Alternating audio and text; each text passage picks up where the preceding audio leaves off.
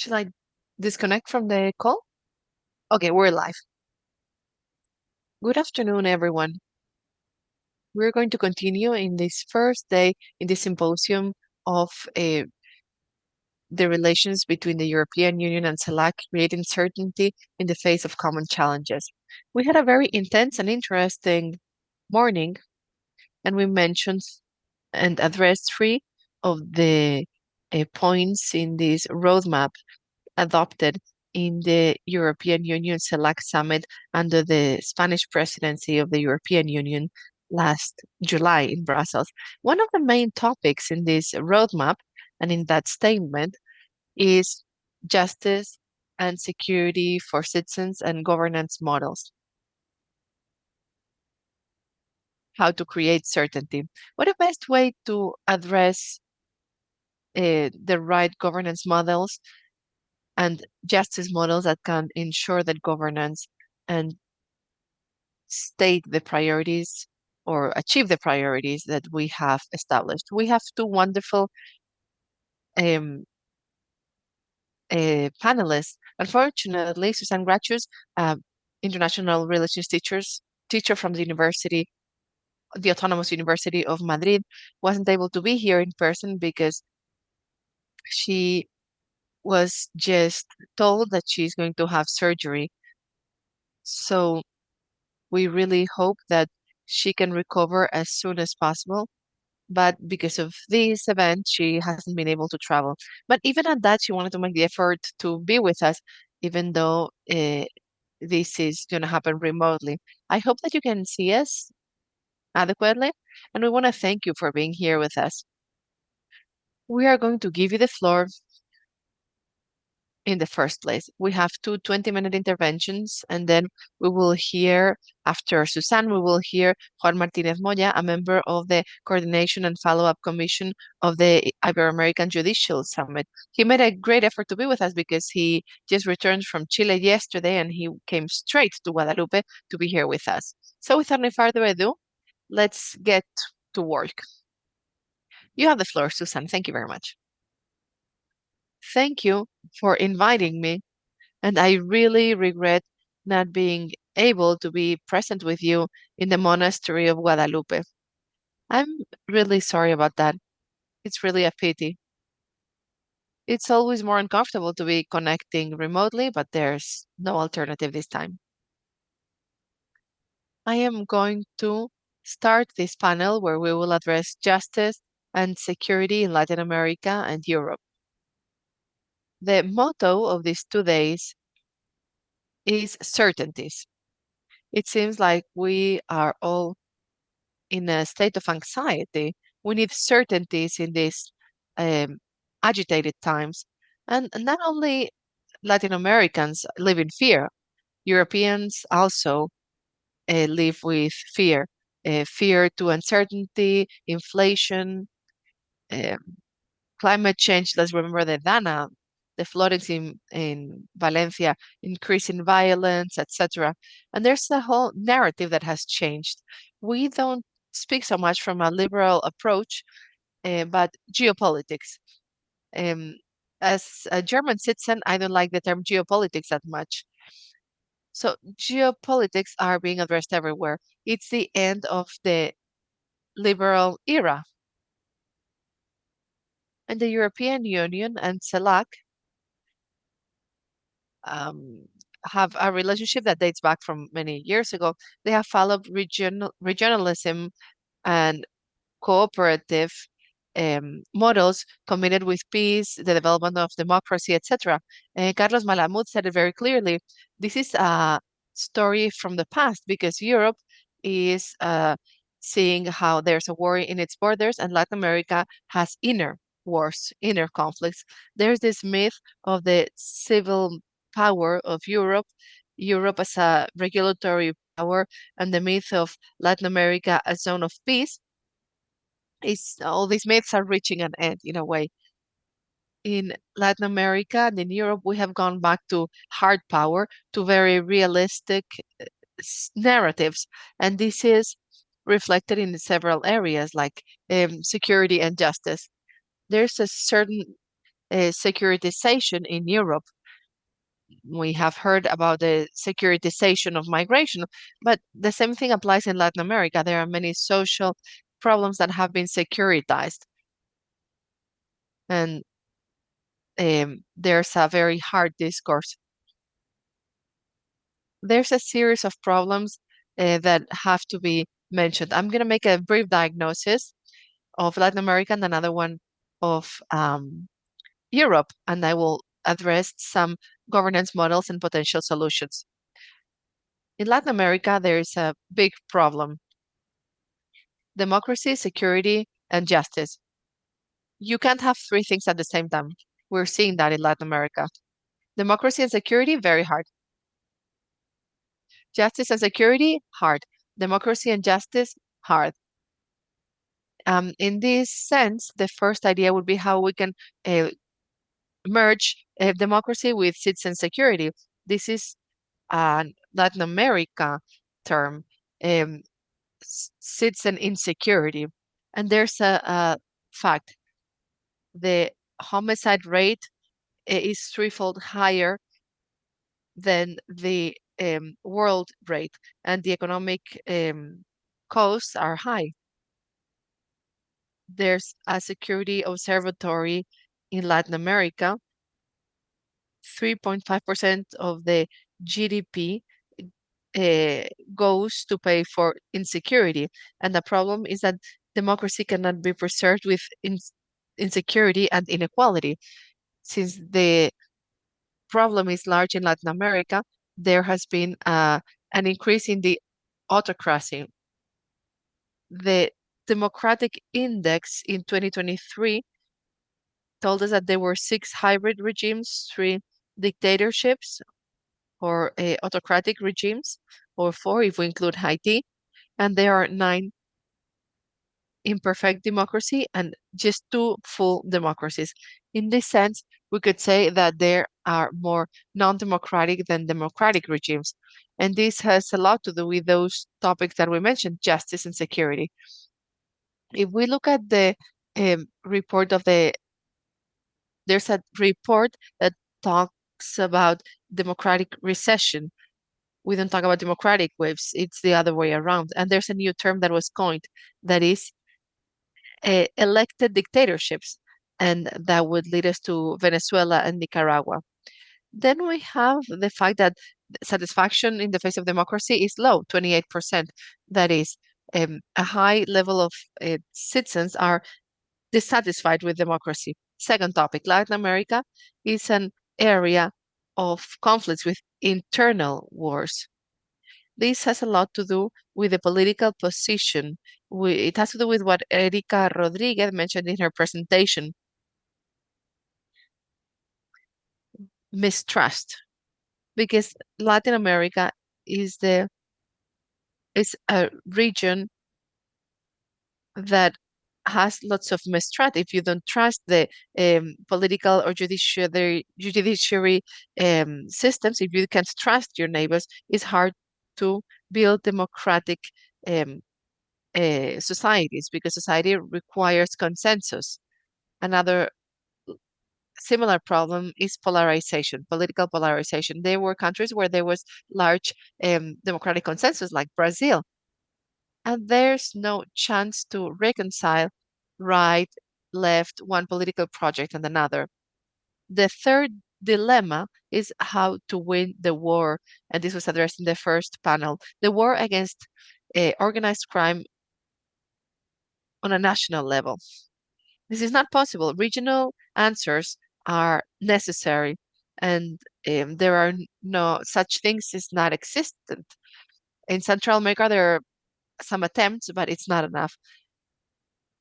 National plans may solve some problems like drug, which is a common problem in Latin America and Europe, but cooperation is not working in a very efficient way in this sense. So, and multilateral governance is in crisis and has other priorities. In that sense, Latin America is abandoned to a certain extent in terms of its organized crime and drug dealing problems. What other security problems are there in Latin America? The cause is another Latin American phenomenon. The incredible rates of inequality. This has been addressed. Functional states often have the monopoly of violence, and sometimes this violence is exerted against citizens themselves, like in the case of Nicaragua, Venezuela, etc. Privatization of security, and this favors, in its turn, the presence of autocratic regimes. The problem with justice, if we take a look at surveys, justice is not very well perceived. Judiciary systems um, are not very well regarded. There's a problem of cost, of access, and independence. Even in a large country like Brazil, where there's a separation of powers to a certain extent, justice was polarized if we consider the conflict that Bolsonaro had with Lula. If citizens cannot trust their own security forces and they cannot trust justice because they have inefficient, unfair, or they have been co-opted, how can democracy work? This is a very complicated dilemma or trilemma. What could solutions be in terms of justice? The first model, the most successful one in this problem, is the Bukele model, like in El Salvador, very successful and very well rewarded by citizens. Even if we don't like this, it's a fact. 90% of citizens in El Salvador support this heavy hand policy, um, prosecuting maras, incarcerating people. It's a model of security without democracy, but it seems like the balance, and this is confirmed, um, statistics confirm that this is well rewarded, and other countries are following this example. It seems to be an exported model. In Ecuador, for example, Javier Milei, sorry, we have in Ecuador, we see what's happening. Javier Milei, it's having a similar approach in Argentina, and in Honduras, it seems like this heavy hand model is succeeding.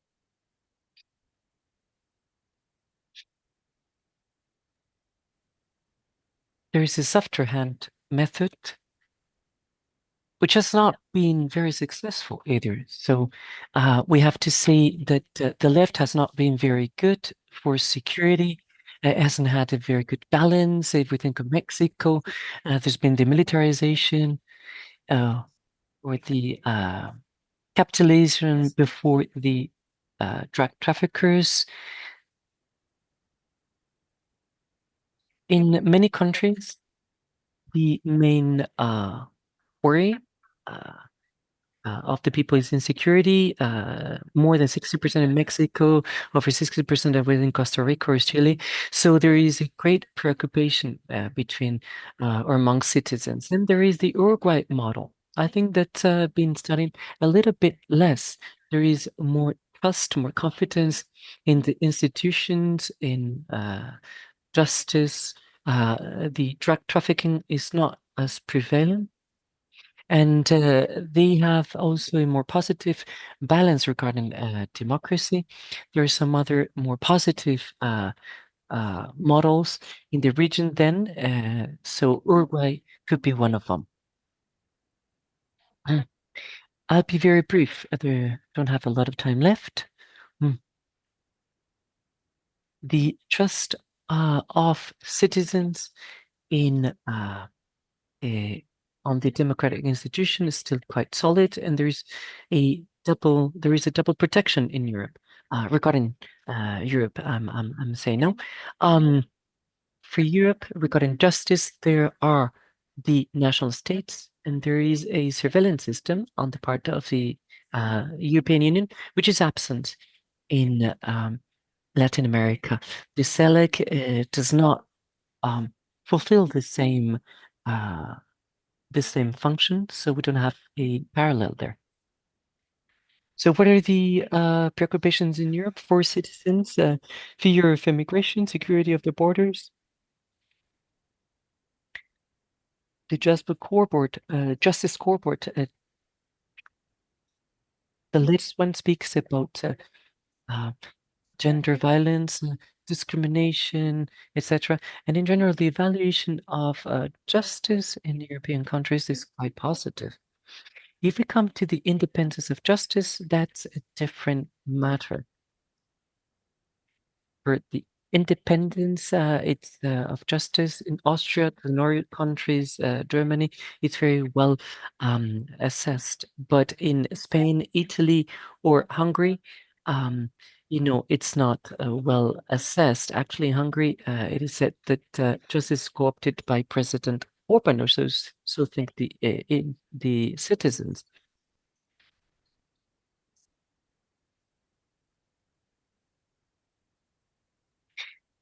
Um, Many citizens think that the European Union is an oasis of stability in a very convulsed world.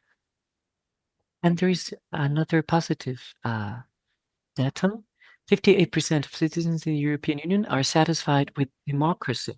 It's not a spectacular score, but it's much better than the one from Latin America. It's about 28%. So 30% more citizens in Europe are satisfied with democracy than in Latin America. But we also have a securitization or safety problem because of the work in Ukraine and other matters.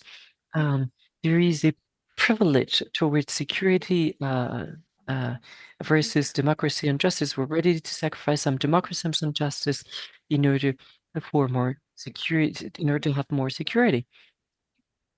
And after the last elections in the Parliament, European Parliament, we have 1/3 of MPs who are sovereignist, nativist, who are extreme right, and who are xenophobic thinking. That is a much more nationalist Europe as compared to preceding times. We have a much more fortress Europe. It's not as easy to enter the European Union, and the and immigration has become a greater problem in Germany, for example. Olaf Scholz is a social democrat, is presiding over the government of Germany. It seems that the government will end up soon, and they're closing the borders against all of the principles of free circulation, free flow of goods and of people in the European Union. That's a very particular case in Europe, as is the case of Sweden, where there are organized crime networks, where there is a response of the army, which is similar to the one from some of the Latin American countries, as I say, in order to face that crime. In Europe, we have that dilemma or trilemma: more security also means less democracy and less justice. How to get out of that trilemma? I don't have an answer for that. We could discuss about that here. But I think that a tough hand generates many more costs in the longer term than benefits. I would be more partisan of the Uruguay um, example in Latin America, and also Denmark and Finland, where there is a full uh, uh, respect of the rule of law. And someone said the peace is not the absence of war. It's a virtue. It's a mental state. It's a disposition for benevolence, trust, and justice. I think that we should follow that motto to work together with more passion, more resources, and more efforts together, Latin America and Europe. And if we look at an existing program, that's a pact for its second version. We have it now. And if we put only 58 million euros in order to fight organized crime, that's a drop in the ocean. We need to do a lot better than that. The director of the Foundation, Carolina, also said that we have to work more on justice and security with the whole of Latin America. I think it'd be good to create a lab for public policies for justice and security with the best cases, with the best practices, and probably also the worst, in order to contrast governance models in Europe and Latin America. And I'd also focus not on help but on shared programs. I think that we must create a much more horizontal relationship because the problems that we have in Sweden, we can also find them in most Latin America. So we have to find common solutions. Thank you very much for your invitation. I'm sorry not to be able to be there in person. Thank you very much. Thank you very much, Suzanne, for these, Susanna, for this presentation. No doubt that those who are scared and are pessimists have reasons to be after hearing your analysis of both sides, right? Each side would have their levels and their ways, but you know, uh, security. Latin America has clear security problems, but we also have in Europe, and we have a necessity for investing on those pillars, which are both essential for democracy, justice, and security. I would remind ourselves of one encounter that took recently, that place recently in Brussels, where Josep Borrell participated. How to face organized crime when the resources of the organized crime are 4 times the gross national product of the country, and they have the money in cash, so they can buy the will of the officials of the public administrations very quickly. So it's good to would be, as you said, the resources of that compact against organized crime are not enough. We should find new ways of funding and new methodologies able to help us to fight that insecurity. Regarding justice matters, we do have an expert coming from Chile, from an encounter of around justice in Latin America. We will listen to him, and then we will open the debate. Juan Martínez Moya, a member of the Coordination and Monitoring Committee of the Ibero-American Judicial Summit. Thank you very much for having accepted our invitation, and you have the floor. Hello, everyone. Very good morning, very good afternoon, because people are listening to us in both sides of the Atlantic. A few hours ago, barely a few hours ago, I was in Chile, taking place in one of the meetings of the 22nd edition of the Ibero-American Judicial Summit. I will express my personal acknowledgement to you, to the Yuste Foundation, to the Ministry of Foreign Affairs for opening up a space to justice, to judicial instances, knowing, as we know, that they have their imperfections, because they always act ex post of facts. They are within the conflict in order to solve those conflicts.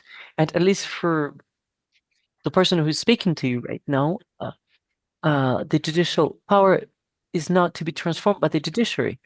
We're not, we judges are not there to be activists. We are there to apply the law, but that law must be fair. It must be just. It's actually up to others to change the law or change the society. So, and I've been working for many years as part of the Ibero-American Judiciary Summit, and there is a true library full of experiences and good practices that have been translated in great tools for actions. Here in the European Union, for example, we spoke about the pact. The Ibero-American Judicial Summit was present during the first and the second edition of the pact, regarding the fight against organized crime. So it's good for you to be hearing us, the judiciary. And I share the analysis of Professor Susanne Gratius I share in a high percentage of what she's been saying, but I've had the privilege to have talked to the president of the Court of El Salvador and of the president of the Supreme Court of Uruguay. I know those courts very well. I know the people in those tribunals very well because the courts are the laws, but the court and the institutions, but it's also the people. I know that in El Salvador, people celebrate trails with the accumulation of people that would be unthinkable um, there, but then they explain to you about the reality, and I'm not going to touch that. It's not up to me, but it's good to know about the daily chores of the judiciary. And as Alexander Hamilton wrote in his book, The Judges as Guardians of the Constitution, the judiciary power is the least dangerous because they don't have the money and they don't have the force. Nonetheless, Alexander Hamilton said, when they act, all of the force of the state is at their service. They project to a single case, and in that around that case, the whole power of the state is manifested because those who have the money and those who have the force must apply them in order to abide by those decisions taken by the judiciary if we want to respect the rule of law. The director of the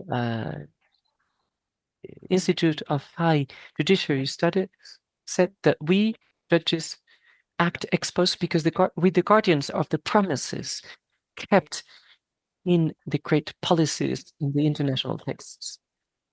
The title of my presentation here um,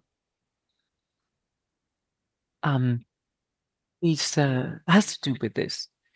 The General Council of the Judicial Power, I belonged to it for quite some time, and Attorney Vocal of the Congress Pilar Jiménez Varo asked me to be here together with my colleagues from the coordination and follow-up of the summit, and to tell you who we are, what are our values, and what are our worries. Well, I'd say it's pretty much what we've heard here. And I will say to you that we, I would like to speak to you about our whereabouts, and I will say that the perfect type of justice does not exist, that it is context dependent. And I'll tell you about our experiences regarding judicial security and international judicial cooperation, which is key now, as a key element, as a tool, as an instrument in order to combat organized crime, for example. So capturing those people, the fact that organized crime has come to be part of some institutions, that's really bad. That's a high risk, and um, so we have to see the experience that we have regarding that. Mm. What is the Ibero-American Judicial Summit? It's an organization uh, underpinning the collaboration of 23 different judicial powers, because it includes the chiefs, the different countries that are part of the chiefs of state meeting, plus Puerto Rico. Our obsession, and I've been there for years, is not to dwell on the programs. Our goal is to share experiences, because speaking about judicial independence goes beyond the national. It goes beyond Spain. It's about Europe. Judicial independence cannot be understood uh, from a national perspective, from a country perspective. That belongs to the international judicial community. And as for actions, we'll have to see how to work together using a single language, respecting obviously our differences as well. We have our own permanent structures, we have our commissions, and many of the documents that are quoted in academic works, for example, the Inter-American Commission for Judiciary Ethics, or the IBERED judicial instrument, those were born at the Ibero-American Summit, and also its decalogue, but the well-functioning of justice in Ibero-America. During our 22nd edition of the summit, we've been working around four fundamental axes: the technological fact, artificial intelligence in the decision making in the judicial world. Secondly, access to justice, especially for people in a state of vulnerability. Then organized crime, and then protocols or practical guides for approaching complex trials, macro trials. We cannot have common judicial procedures in all 23 countries, but we could have common guidelines in order to approach a macro judge for organized crime.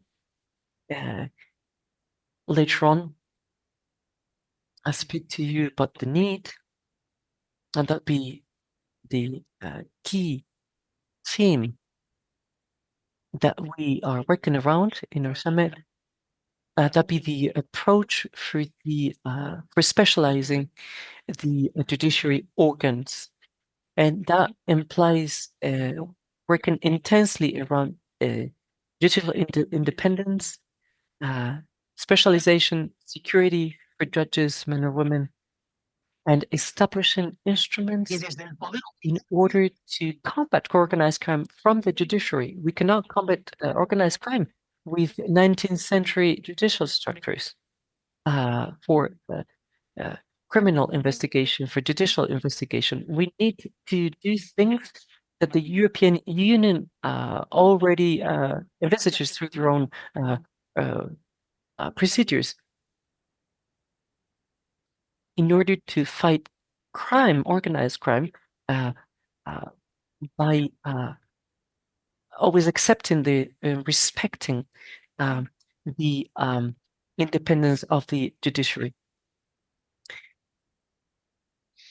You have you can see your website, and the Judiciary Summit might not be as known as other events or institutions.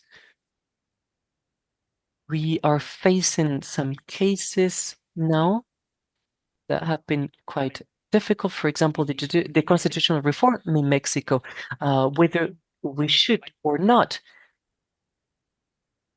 do an election, a popular election of federal judges or not.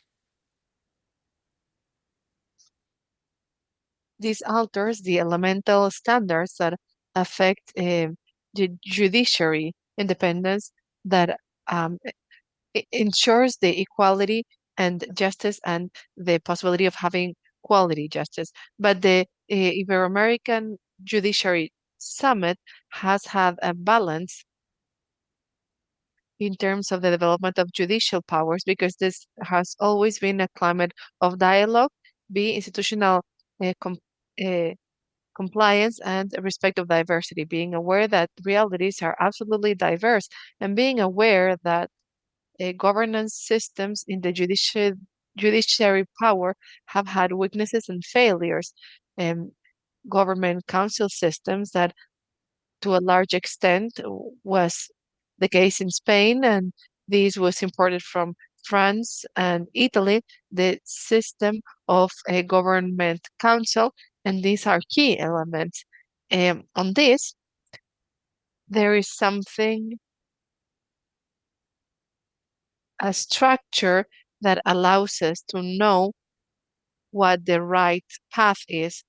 We have this topic, legal security, and we see how the actors are the judiciary power and the work that we're carrying on, for example, in terms of transparency, selection, independence, social protection of magistrates.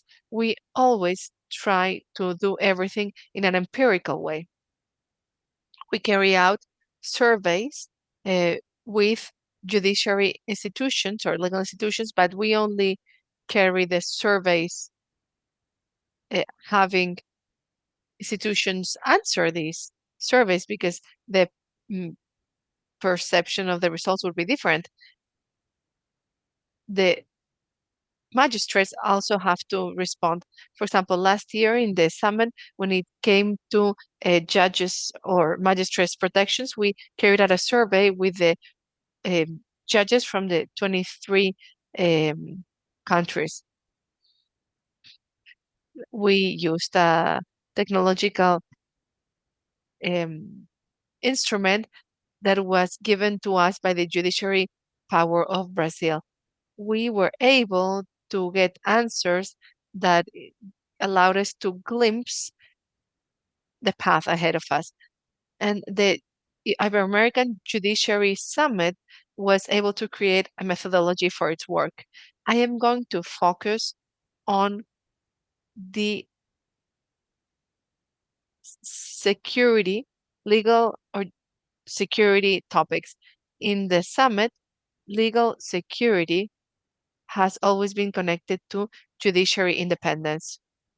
And it's true that legal security, since Max Weber, has always been connected to economic development, the security of investors, uh, in terms of the estimation of the economic consequences. But in the summit, legal security, since we focus on empirical works to be able to compare, not to transform, but to be able to have databases of experiences where the different judiciary powers can look at themselves. Our purpose is not Max Weber's, is not the concept that Max Weber. We don't want to design a stable framework, but to guarantee social peace and a conflict resolution. It's obvious that if we have a right framework of social peace, we will be setting or laying the foundations of economic development.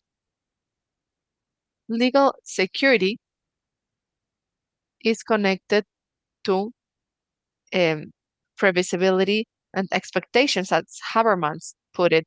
It's the classic idea of knowing that if someone is going to invest in a state, there will be an independent judiciary, and there will be structures that are swift and that create trust in the rest of the powers. In this sense, we have established for many years, we have created documents and actions that are very specific and that lead to the establishment of this soft law and this a system of recommendations, many of which are imported from the European Union with those schemes and those standards of good governance that must exist, mostly based on, and this is something that is a trend nowadays in the judiciary, we're talking about transparency, accountability, responsibility, and attention to the fact that our judicial decisions must be adequately grounded or motivated. Therefore, the uh, Ibero-American Judicial Summit, and I'm someone who has been present in summits of heads of states.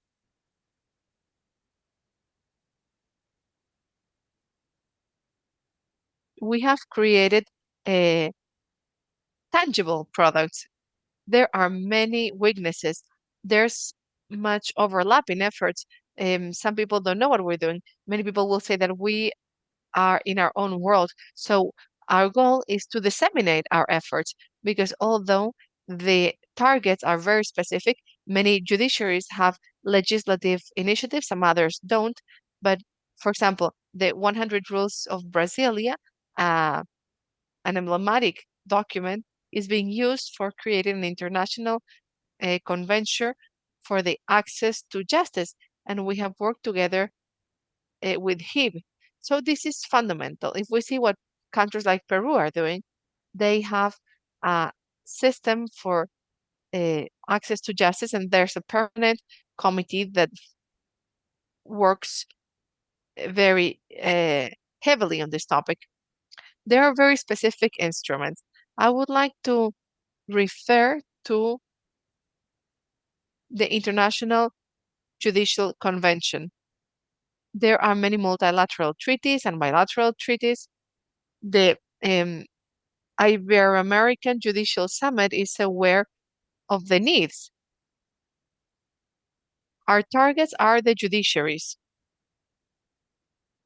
We have the Princess of Recognition of Rulings, then we have the notification treaty, we have the Convention of Medellin, and we haven't been able to reach the adequate level of knowledge and working together with the executive power and the academic world. For example, we have the Pan-Hispanic Dictionary of Legal Spanish. This Pan-Hispanic dictionary that magistrates are using everywhere in Latin America has been to create consensus, at least in around language. There are many challenges. One is that diversity of systems, of legal systems, and sometimes language differences, and the dissemination or the differences in terms of systems. We have networks in all countries. In Spain and in Europe, we have in Europe we have the European uh, judiciaries. We have manuals. We have portals. There are many tools, and we have been working on many aspects. For example, benefits coming from organized crimes. We have worked on trying to create standards. We have worked on the need to import formulas from specialized judiciaries. For example, where there are clear laws, conventions in terms of criminal law, and something basic is uh, there's the adequate selection of magistrates to guarantee stability. Legal security must be ensured by the state and by the rest of the public powers, but it also concerns the judiciary. And of course, legal security is closely connected to judicial independence. Thank you very much. I'm at your disposal if you have any questions. Thank you very much for your intervention, so full of content. This summit may not be known by many people, but it is very important when it comes to guaranteeing that all regulations can be used and that democracies are strong. I have some questions that come to mind, and I wish to invite everyone to make questions. I'm going to make some general questions. Susan, Gratius, we are really grateful that you made two proposals. You talked about the need to have more resources for programs like the Pact again for the struggle against insecurity. And I would like to know what your opinion is on something. We are gathering the messages for the next the in upcoming summit in Colombia. So we want to gather the proposals. Your proposal was to have more resources for the pact. And when it comes to democracy, understanding that there's a real danger for democracy when there is organized crime that is so strong and the judiciary feels under threat, how can we face this threat that democracy is in? And do you really think that in Europe we can be in a similar risk based on the threats that you mentioned? Regarding um, Martinez Moya's intervention, we have been hearing about the um, I- Ibero-American Judicial Summit. Is there cooperation with other countries that are not part of the Ibero-American um, space, like for example the Caribbean? In more pragmatic terms, I We have been hearing about the importance of technological development, technological tools, and I have some doubts that may be shared by other people. Not that long ago, in one of the courses that we organized, we were hearing about artificial intelligence, and we discussed how uh, AI could be used for justice. And this was very concerning because there was the chance that large databases, including the rulings of many processes, those databases with rulings would help create systems that would try people without judges, with a very low margin of error, that people could be tried like this. I don't know if you have an opinion about this. And then when it comes to technology, we have the balance between control, that could be the technological control of people, like what is happening in China. Cameras can control where everyone is, what they're doing, and this could be used by the state against certain citizens. So the topic of new technologies and technological developments and AI is something that we must consider. And just as I was talking about cooperation with other entities in Latin America and the Caribbean, I'm also thinking about the Ibero-American Summit works with other entities in Europe. In this case, we're talking about the Ibero-American Summit. In Spain, we are talking about Spain and Portugal. But is there any other cooperation with other entities or networks on a European level? These are some of the questions that come to mind. I don't know if any of the attendees here have other questions. Otherwise, we can start hearing the replies. Susan, please go ahead. Thank you very much. Can you hear me?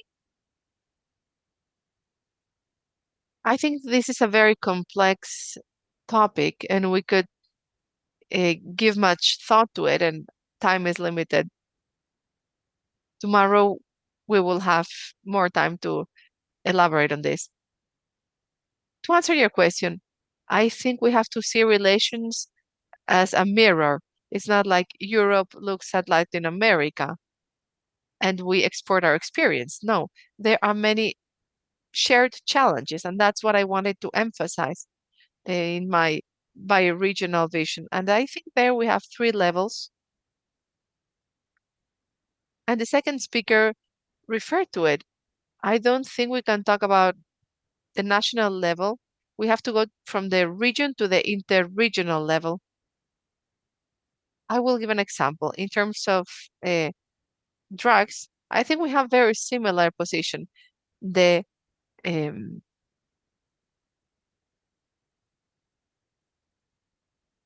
we have the decriminalization. That's a good example where we could cooperate in topics where we have some affinity. Another topic would be climate change. You were making specific questions about democracy. I think we share risks.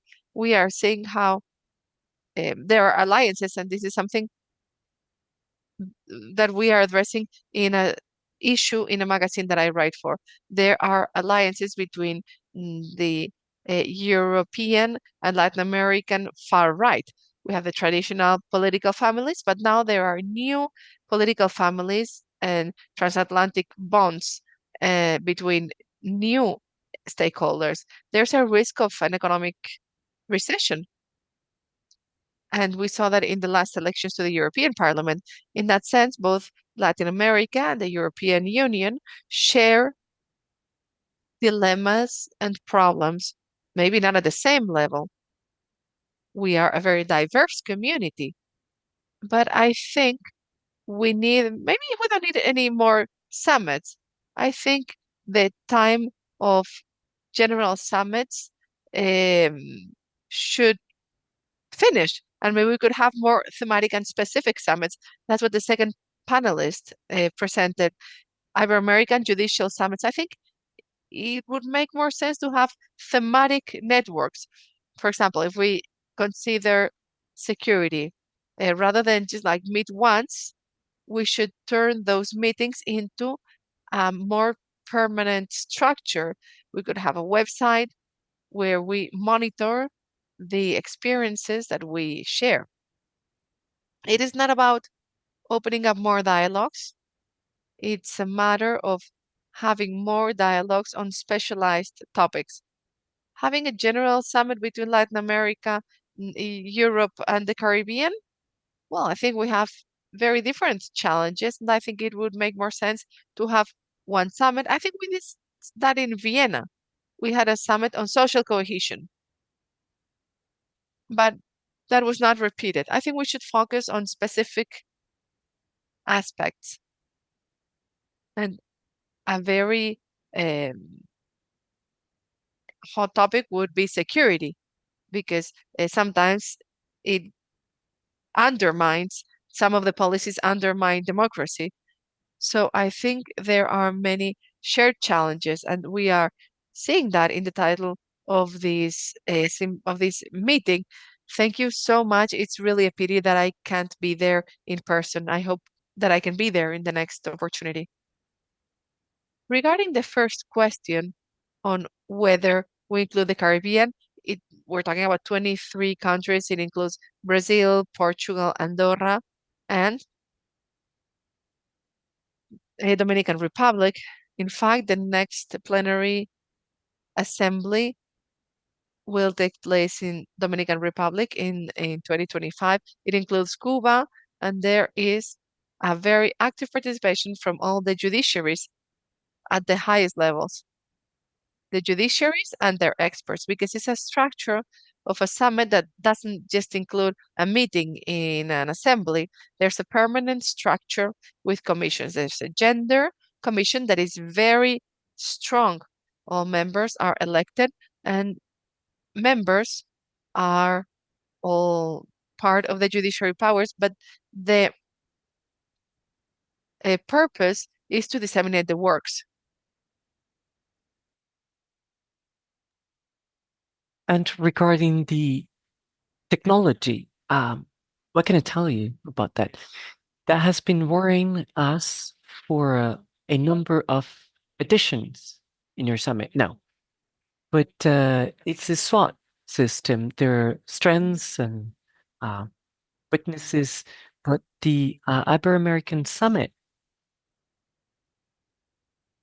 can be seen from a highly institutional approach with high respect for all judicial systems.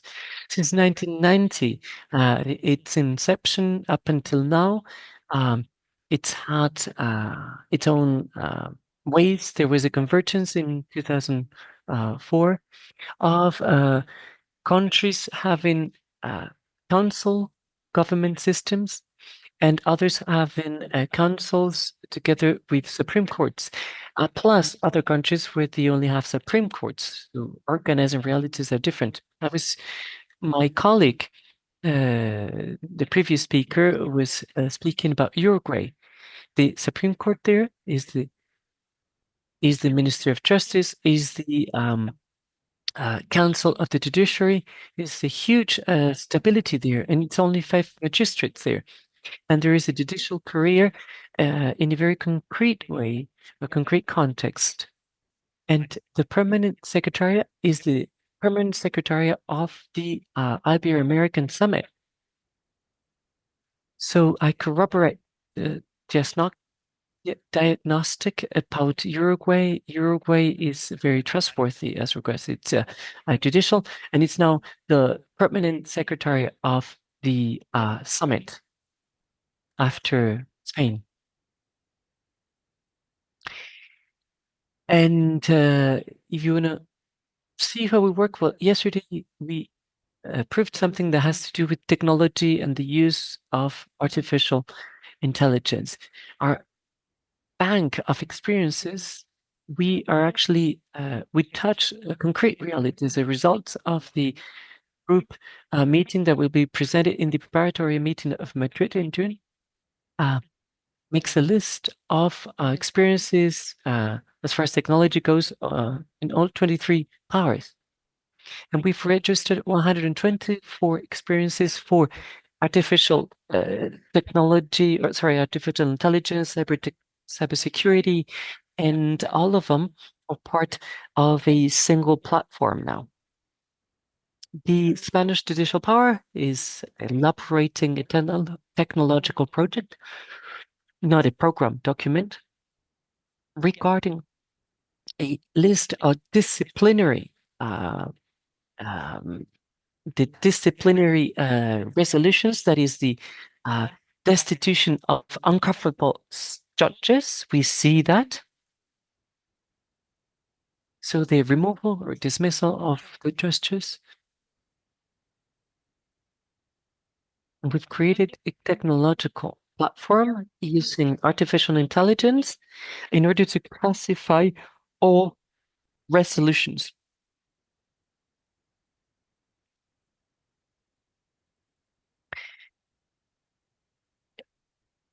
And I'll end up by saying that the group approved yesterday the whole structure of the final document in order to do the following. Establishing a list of compiled cases, electronic services to the citizens, tools for artificial intelligence, automation, and technology in general. One of the, you know, are one of the things that are open that people can use is the NDoc system. It's something that enables you to use the official journal of the state, etc. And you can do it in a totally anonymous way. You can do all of those consultations. Also, policies for promoting digital culture, monitoring, establishing protocols for monitoring and follow-up. The General Council of the Judiciary at the given point in Spain with the process, the Catalan process, we suffered very many attacks in our web, and those came from where they came, right? And we have some controls for that. And all judicial powers can share those experiences. When we share them, we are aware of what we are facing. So beyond the markers, the scoreboards, the indicators, the uh, reports, etc. Beyond that, we also want to know um, by the we want to know about the perception. Many times, it's the justice must be like the Caesar's wife. She not only has to be perfect, but she needs to appear perfect, right? The judiciary must be impartial, and impartiality is the door to real rule of law, state of law. The whole doctrine of the uh,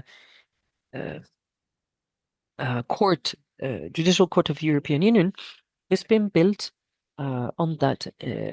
We're seeing the disciplinary commissions for judges in Romania, the pensions for judges in Poland, etc. So that is, let's say, co-living or living together with the doctrine of the Inter-American Commission for Human Rights.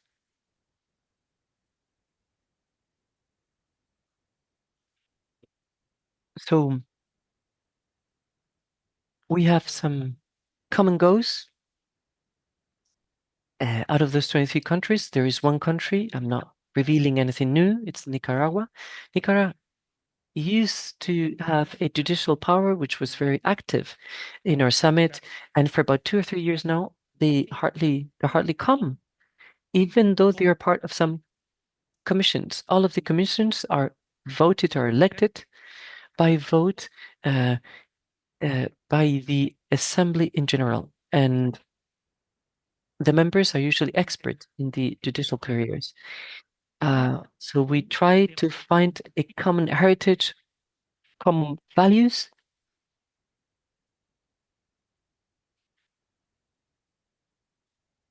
even though some accidents might come. to the rule of law, right? Thank you very much, Magistrate. Some hands raised. Floor goes now to Juan Carlos Caso, Ambassador of Spain and Subdirector General for Mexico, Central America and the Caribbean for the Secretary of State um, for South America and the Caribbean. Be very brief. How did the Ibero-American Judicial Summit approach the constitutional reform in Mexico? On what are the perspectives that this reform might what are the consequences that might have within your own um, summit? Well, that was part of the agenda of our commission for monitoring and follow-up. It's actually the commission itself who decided to do it. We have not been asked for any mentoring at all. The coordination committee decided to do some research on that. We take knowledge of it, and we will elaborate a document in order to put that into context and to be able to talk about that for the preparatory meeting in Madrid in June. It's not the first time that we have made a declaration on independence, on judicial independence. We did it in Ecuador for some specific cases in Colombia, and at a given point, Venezuela made a specific request. There, we didn't answer. The summits must follow some very concrete political balances. We know that what they had in Mexico is a constitutional reform. We're speaking about that.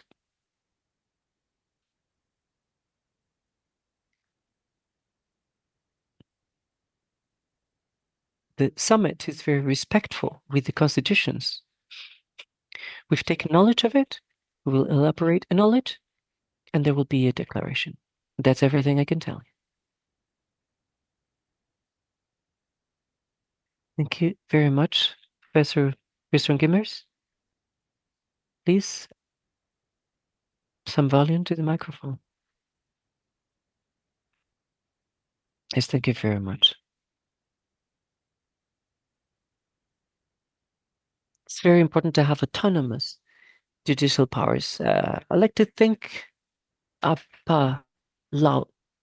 And going back to the environment, the rights of the Latin American or Ibero-American or European citizens, could they not be respected if a given country, given government, or a given company of one of these countries did not respect the rights of the citizen, even though there be no communitarian law or national law?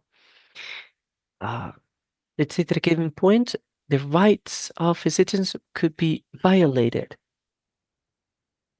as they have a right for being in a healthy environment. As an expert, how would you or your colleagues react, taking into account also the extraterritorial aspect? And I'm thinking of Trump. Trump is going to damage the whole world. In 4 years, he's going to destroy all of the efforts been made for the previous 20 years. I consider that the rights of the Latin American and European citizens have been violated. What could be the possibilities that the joint judicial powers of Latin America, the Caribbean, and the European Union could seize themselves and accept some requests? I know that the execution of the implementation will not be easy, but that could be a sort of awareness raising. So how would you see that? The question would have a long answer. I started by saying that the summit has its limitations. But the other thing is that, you know, there is an awareness. And key for that is uh, having a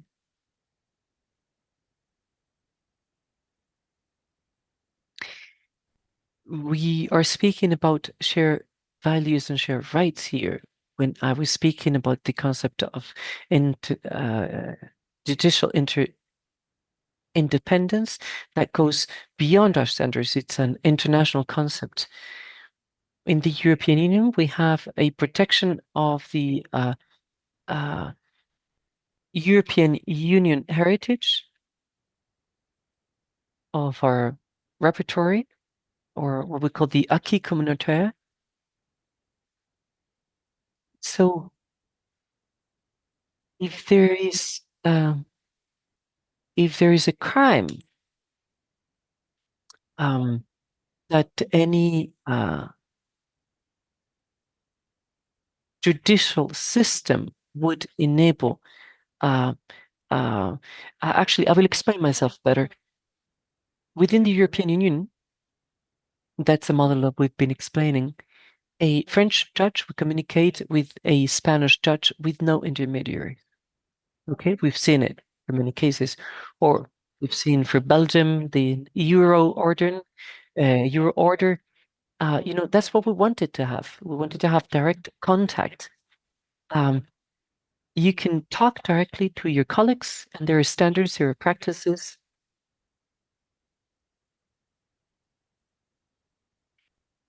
We have created the Iber-Red system, which is a system for correspondence.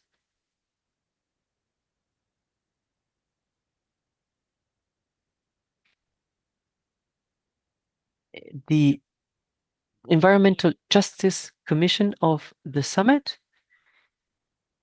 is made up of uh, almost exclusively of presidents of courts, and they are aware that the principle of territoriality could be broken, and it could be a cause, putting that in cause. We are aware that we either take it to a stable organ, to an international environmental court, or we either do that or that won't happen. That's the aspiration that we have. We would like to have a court like that, but if not, that's not possible. See, that commission I was speaking to you about was built at the instance of Argentina and Brazil in 2014, so that was barely 10 years ago. And we tried to have an awareness from the judges, the judicial operators in the Ibero-American sphere. We're speaking about over 70,000 judges. That be our direction, but I find that does not belong to the judicial power. That belongs to the states, to the political instances. We have to act when we need to act.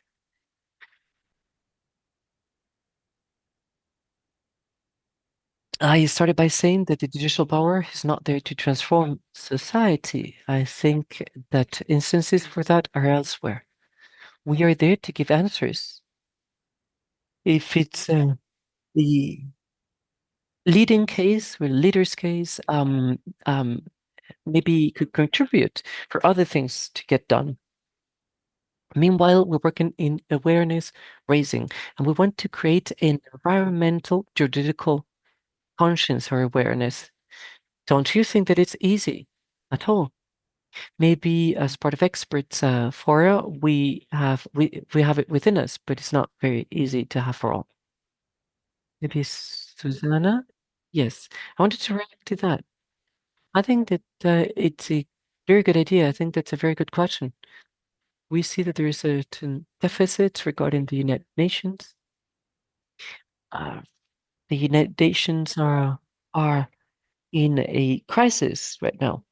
But we do have instances for trade conflicts. We have the International Criminal Court, but we don't have an instance for violations against environmental rights.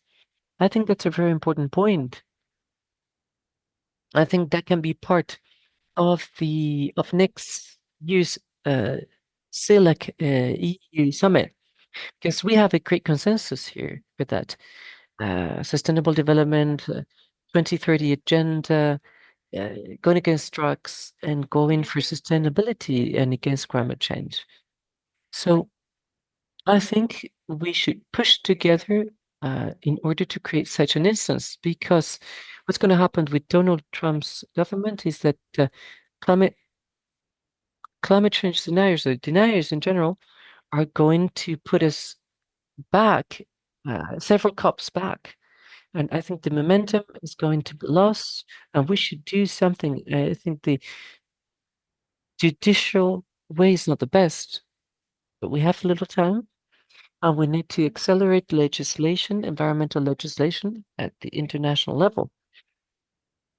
What's the worth uh, for having it perfect in Latin America with the rest, if for the rest of the world, it doesn't happen.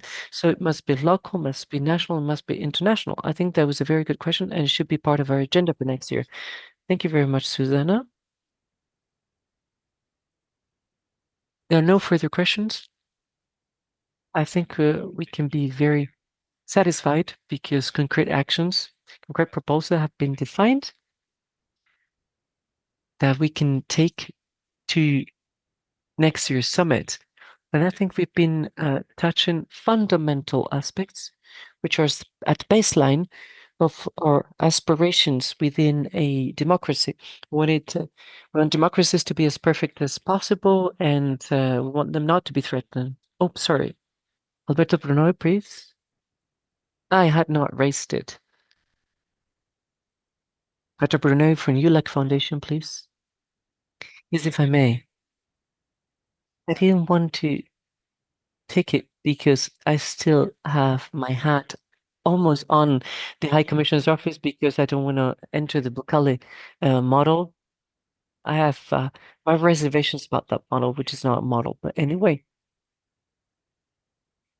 I wanted to say something about the creation of a universal jurisdiction, or I think that one of the problems that we should face is the regional justice mechanism, especially for the Ibero-American system, which is not improving, it's blocked. both in terms of the both in terms of the commission as well as in the court. We are still waiting a judicial institutions, but there are cases like the case of serious violations of human rights. Argentina could prosecute some of those cases, but there no progress is being made. And same thing in Nicaragua.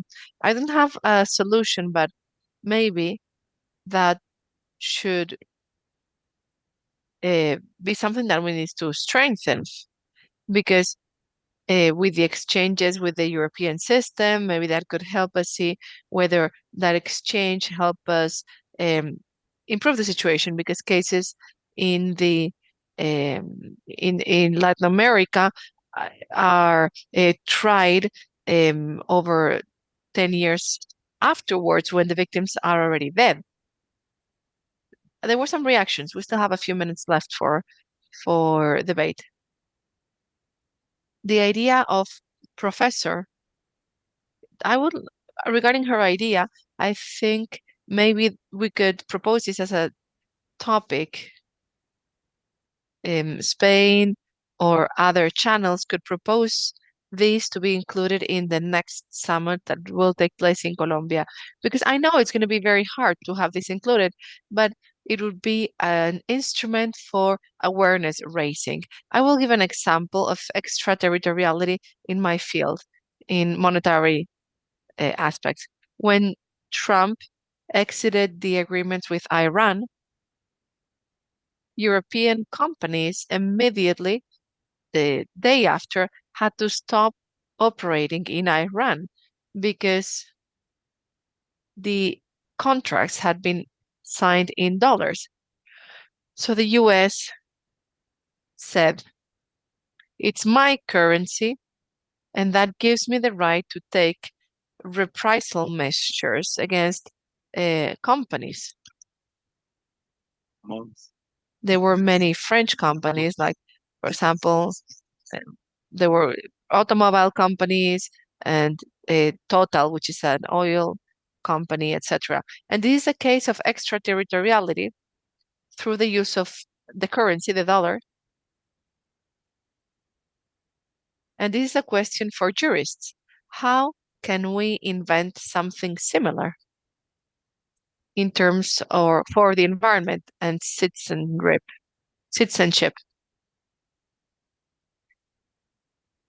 This is the human right to have a future for you and your children. This human right doesn't apply any longer, and that's universally. So we could create a world alliance on this. So if we propose this in the summit's agenda, right now there is no legislation in this direction, but maybe this could be something that we could present to the United Nations and to other organizations, because I can see uh, the exit as a trade reprisal, just as the US threatened European companies after the Iran agreement. Thank you very much. And complementing this idea, in judicial systems, and there have been very specific cases, for example, in the case of the European Union, there are judiciaries that belong to the um, network of tribunal inspection network. The European Commission asked us to give numbers of environmental proceedings.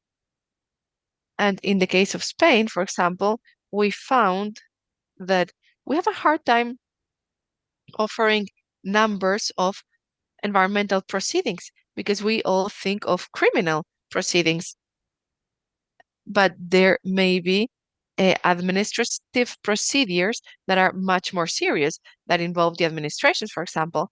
And in other countries, for example, in France